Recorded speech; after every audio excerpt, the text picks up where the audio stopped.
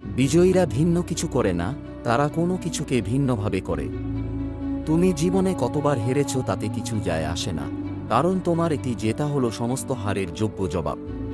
শেষ নিঃশ্বাস পর্যন্ত চেষ্টা করা উচিত। হয় লক্ষ্য অর্জিত হবে বা অভিজ্ঞতা। নিজেকে এতটা দুর্বল হতে দিও না যে তোমার কারো অনুগ্রহের প্রয়োজন হয়। আজকের মধ্যে ডুবে কঠোর পরিশ্রম করো, যাতে আগামীকাল তুমি যখন আবির্ভূত হবে অন্য সবার থেকে আলাদা হবে।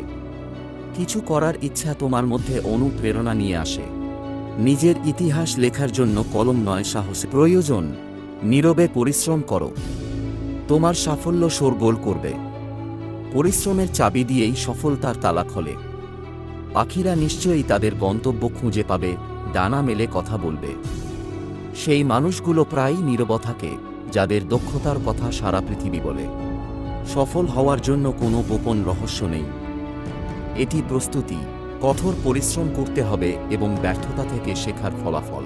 হতাশাবাদী সবসময় তারা প্রতিটি সুযোগেই অসুবিধা দেখে, আর আশাবাদী সবসময় তারা প্রতিটি অসুবিধাতেই সুযোগ দেখে। তুমি যদি জীবনে রিস্ক নিতে অপছন্দ করো, তাহলে তুমি স্বাভাবিক তোমার জীবন যাপন করতে শেখো।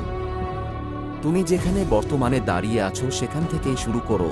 তোমার যেটুকু আছে তাই ব্যবহার করো, আর যেটুকু পারো সেটাই করো। শুধুমাত্র তুমি তোমার জীবনকে পরিবর্তন করতে পারবে। তুমি ব্যতীত অন্য কেউ তোমার জীবন পরিবর্তন করতে পারবে না।